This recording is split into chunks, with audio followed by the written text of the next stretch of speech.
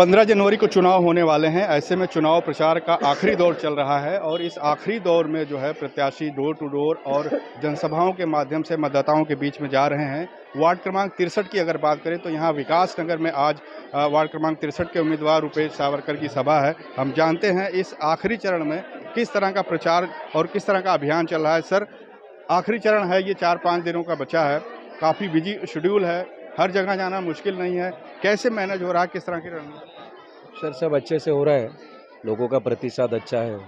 मेरे पूरे वार्ड में 70% प्रवास मेरा हो गया है। आने वाले 3-4 दिन में मेरा पूरा प्रवास खत्म होगा और कुछ जगह पे तो मेरा दोबारा आना हो रहा है। लोगों का प्रतिसाद अच्छा है, सबको पता है कि ट्रिपल इंजन गवर्नमेंट लानी है। कितने लोग तो ऐसे बोलते कि आपको आने की भी ज़रूरत नहीं, हमारा मतदान सिर्फ कमल को है। तो मैं जानता हूँ कि मेरा जो विजय है वो निश्चित है। एक सर्वे इस तरह का आया है, जैसा कि आपने कहा कि आने की ज़रूरत नहीं है, तो उसमें करीब 70% लीड पे हैं आप, तो उस बारे में क्या कहेंगे? बस यही सर, वो लीड 70 से 100 पे लाना है और सामने वालों को डिपॉजिट जब्त करना है, क्योंकि हम जो मतदान मांग रहे हैं वो हमारे पार्टी के किए हुए कार्य और उन्होंने दी हुई सुविधा के भरोसे पे मांग रहे हैं।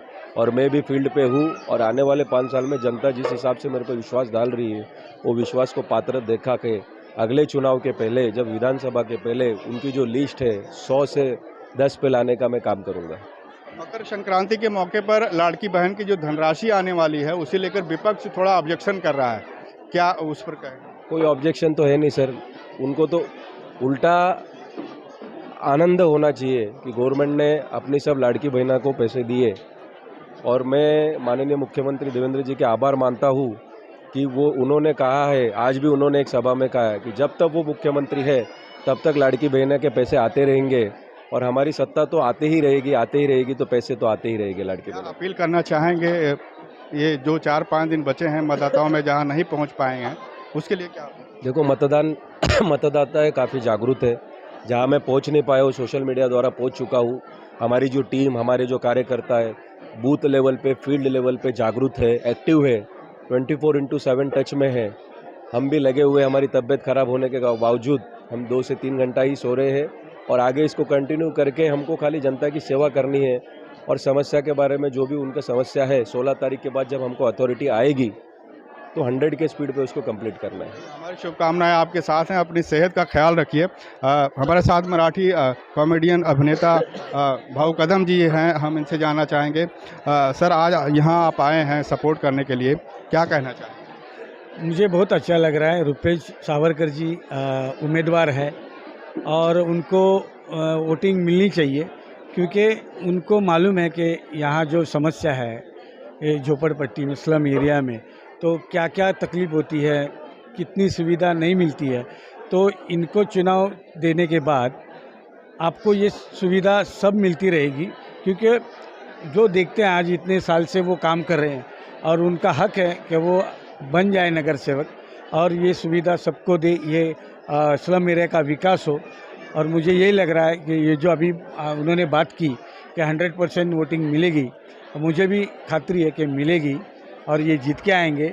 और देखते हैं आगे विकास जो होगा वो अच्छा ही होगा।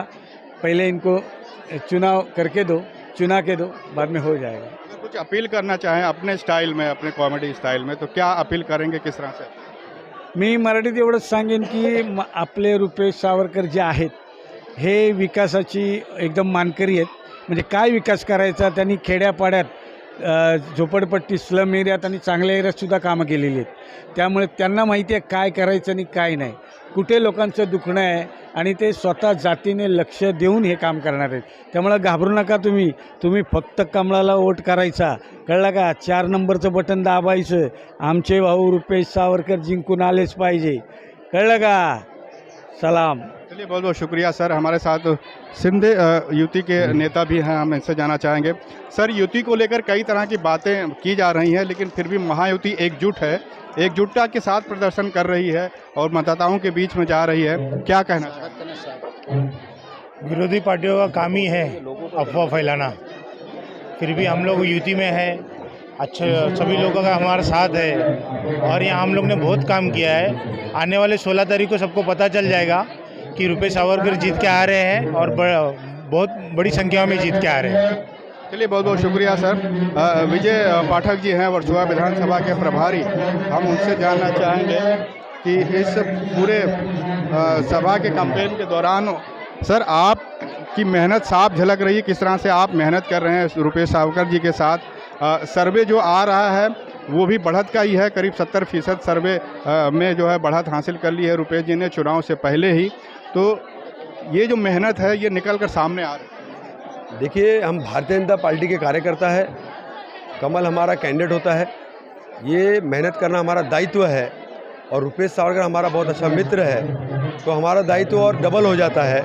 एक तो संगठन की शान को रखना और एक अपने मित्र को आगे तक बढ़ाने के लिए, क्योंकि रुपेश सावरकर एक ऐसा चेहरा है जिसने पार्टी के लिए काफ़ी संघर्ष किया है, काफ़ी कार्य किया है।